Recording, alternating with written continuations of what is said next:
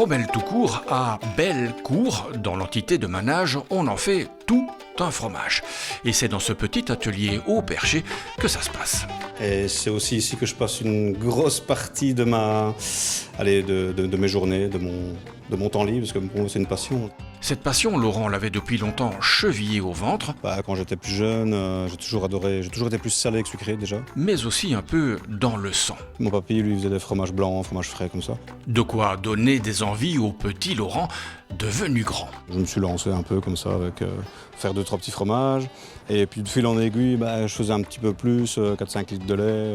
Et quelques hectolitres d'essais et d'erreurs plus tard, notre apprenti fromager a fini par affiner ceci. Ici, on a en fromage à pâte, on va dire demi-dure, un petit fromage que j'ai appelé le Vidial. Donc c'est le vieux diable en wallon. Donc ici, on a une production plus ou moins entière, arrivée dans ma cave d'affinage quand ils sont secs. Je divise plus ou moins en deux et alors j'en frotte une moitié avec une saumure et l'autre moitié à la bière. Et celui à la bière, je l'ai appelé le Lot Miracle. Mais le produit phare de la maison, C'est le petit Frobel. Donc ici, voilà, c'est ici il est tout jeune, tout nu, une croûte fleurie qui a identiquement le même format qu'un camembert traditionnel, vu que ce sont identiquement les mêmes moules.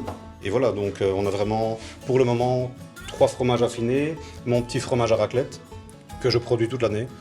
Et alors après, j'ai dans mes petits nouveaux, donc c'est un genre de, pour pas citer de marque, un genre de fromage frais, tartinable, avec des épices, qui est vraiment sympa. Et j'essaie de jouer avec les épices selon les producteurs avec lesquels je suis dans les marchés. Pour le moment, c'est le comptoir africain.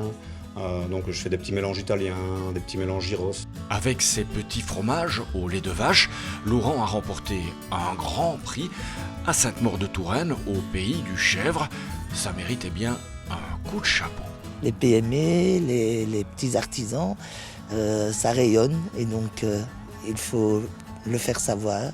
Et c'est ce que j'essaye de faire tout au long de mes visites.